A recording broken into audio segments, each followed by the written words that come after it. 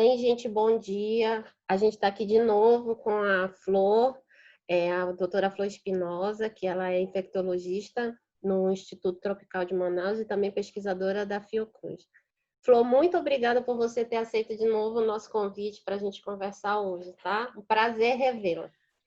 Obrigada, Micaela. É uma grande oportunidade, muito feliz de estar aqui com você, dividindo este sábado de manhãzinha para esclarecer dúvidas dos seus pacientes.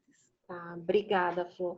Olha, eu queria conversar contigo porque agora a gente sabe que muitos lugares, Manaus, aqui também na Argentina, a gente já está falando de uma flexibilização, né? Então, com a flexibilização, a gente tem visto que muitas pessoas têm pensado que todo mundo precisa se infectar, que a única forma de conter a pandemia é todo mundo se infectando, porque assim o vírus vai parar de circular e as pessoas criam imunidade. Mas eu li que na China houve algumas pesquisas que mostraram que as pessoas voltaram a se infectar depois de 3 ou 4 meses de recuperadas, né? Então, como é que fica isso naquela questão da imunidade de rebanho? O que tem de certo nisso aí? Eu trouxe uma pequena apresentação que nos vai ajudar a explicar às pessoas o que significa isso. Então, eu aproveitei aquelas perguntas que você me mandou, e eu acho que isso é importante para explicar. Eu vou voltar a um ponto que tínhamos falado na vez passada, que era sobre a definição do que é esta infecção. Então, o vírus é o SARS-CoV-2 e causa a doença COVID-19. Lembra que você me perguntou se era uma doença respiratória? E eu respondi que era uma síndrome, ou seja, ela se manifesta de diferentes formas clínicas e atinge diferentes órgãos e sistemas. Sim. Isso significa o quê? Significa que não é uma infecção simples, é uma infecção que requer toda a nossa atenção. Algumas pessoas vão evoluir de uma maneira rápida para a cura. Vai ter uma resolução da sua infecção fácil. Isso acontece, esperamos, em 85% dos casos. São pessoas que não fazem nenhum sintoma ou pessoas que fazem sintomas muito leves e, no pior dos casos, moderados. Isso acontece com 85% das pessoas. Então, por que a gente precisaria tomar tantas medidas como uma quarentena, que é uma coisa complicada para aplicar em todas as pessoas de uma comunidade? As pessoas, depois de um certo tempo, começam a faltar, a deixar de aderir ao isolamento social. As pessoas começam a se cansar e a querer retomar uma vida normal. Então, aí é que vem a pergunta, por que a gente não se expõe logo e se infecta logo e retoma a vida normal? Então, a resposta é simplesmente esta, porque nós teríamos um preço muito alto a pagar para fazer isso. Primeiro, expliquemos o que é a imunidade de rebanho. O que é a imunidade de rebanho? Sempre se espera que quando existe uma infecção, por exemplo, esta infecção viral, que as pessoas que têm a infecção desenvolvam de alguma maneira imunidade para essa infecção. Ou seja, uma pessoa que era suscetível tem infecção e se torna resistente a essa infecção. É o que normalmente nós esperamos. E que se isso acontece e nós temos uma grande contingente da população que passou por essa experiência de se infectar e de resolver a sua infecção, nós esperamos que, então, essa população tenha uma relativa proteção para um novo surto. Essa população ficaria resistente. Mas acontece que nós estamos tratando de um vírus que é totalmente novo e que não tinha circulado no mundo. Então, esperamos que toda a população mundial seja suscetível se ainda não se infectou. Mas essa susceptibilidade, ela não é homogênea, ela é diferente. Ou seja, existem pessoas que são mais suscetíveis que outras, pessoas que se infectam mais facilmente. Existem pessoas que são mais vulneráveis que outras, ou seja, que infectadas têm mais risco de evoluir para uma forma grave da doença e de morrer por causa dessa doença. Então, e tem pessoas que elas podem se infectar e elas podem adoecer ou não, mas a característica dessas pessoas é ser uma boa multiplicadora da infecção. Ou seja, que uma vez infectada, ela tem a potencialidade de infectar cada vez mais pessoas que não estejam infectadas. Então, por modelos matemáticos, se considera que talvez esta infecção não requer um grande contingente populacional imune, que se, digamos, se eu consigo um 25% da população que já passou pela infecção, já me cria algum grau de imunidade de rebanho. Mas também existem modelos matemáticos que mostram que isso só seria possível quando 70% da população estivesse exposta. Então, como você vê, existe um intervalo muito grande entre considerar que se atinge com 25% ou com 70%. Qual é, então, o problema de não fazer esse isolamento para que, de alguma maneira, a população se infecte e consigamos criar a imunidade de rebanho?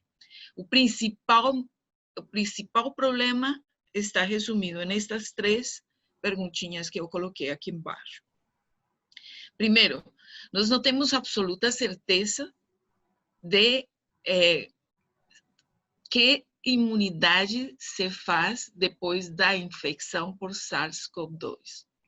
Não sabemos qual é o percentual das pessoas que infectadas são capazes de montar uma imunidade efetiva.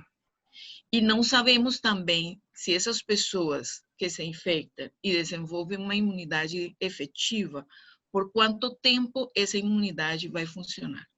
Então, esses são os problemas fundamentais que nos permitem afirmar que uma imunidade de rebanho, ela não deve ser a medida ideal para encarar esta pandemia.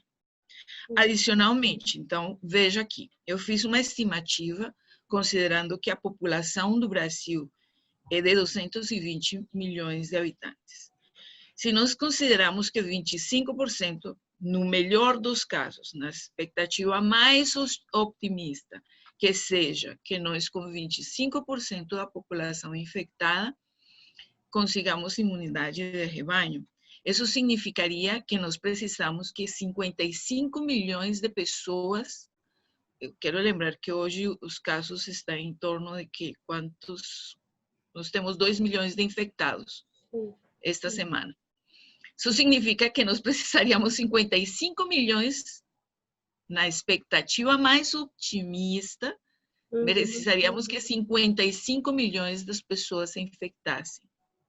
E nesses 55 milhões de infectados, nós teríamos a expectativa de ter cerca de 2.750.000 casos graves.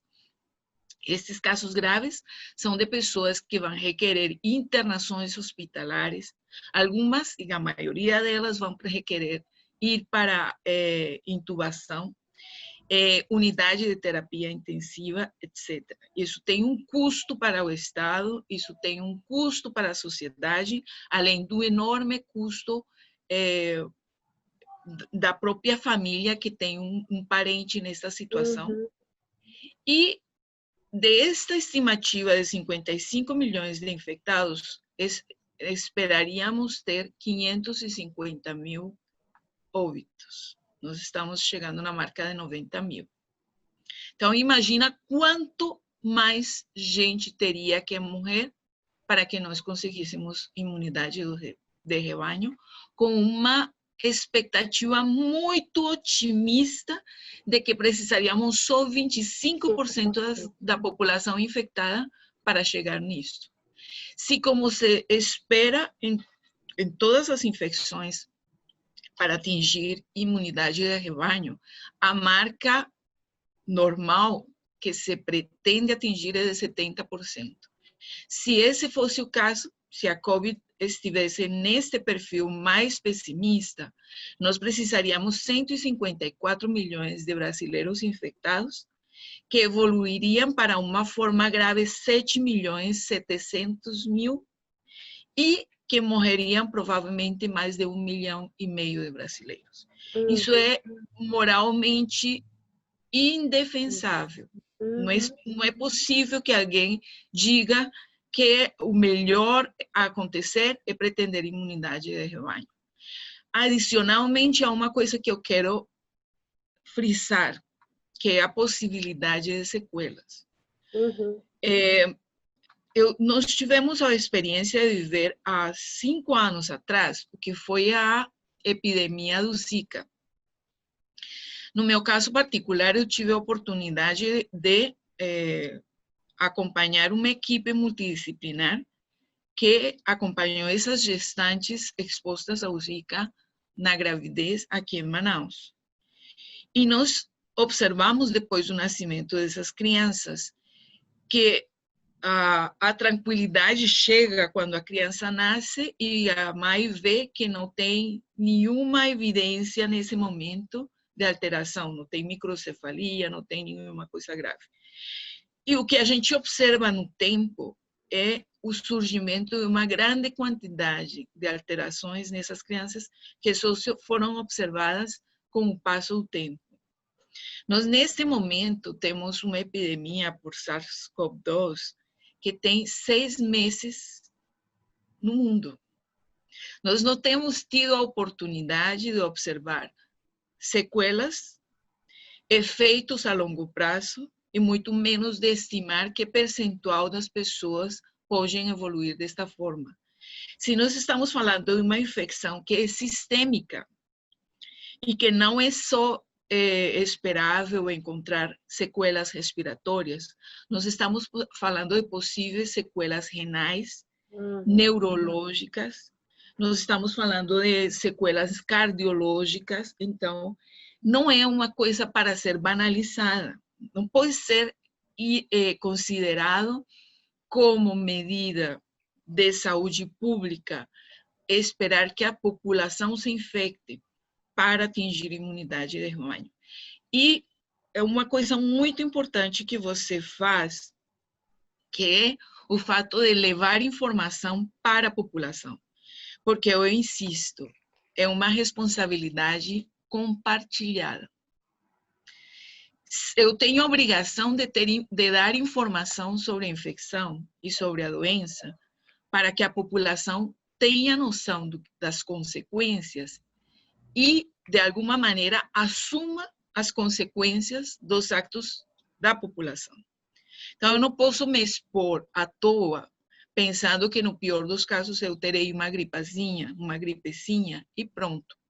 Eu tenho que pensar que essa exposição que eu tenha e que provavelmente me contamine, pode fazer com que eu distribua essa infecção dentro da minha casa, dentro da sociedade, as pessoas, o meu entorno, as pessoas com quem eu convivo, como são as pessoas que trabalham comigo, como são as pessoas que se deslocam em ônibus e que encontram as pessoas com as quais eu convivo no caminho. E eu estou levando essa possibilidade dessas sequelas que fazem parte de uma estimativa que os economistas precisam levar em conta também, no momento em que se pensa em quanto custa uma pandemia como esta. O número de sequelas e como elas devem ser atendidas no futuro é, sem dúvida nenhuma, um valor que deve ser considerado. Então, não é simples assim. Então, é uma informação que é necessário que a população entenda para que não vá na onda da ideia de que a solução ideal é atingir imunidade de rebanho.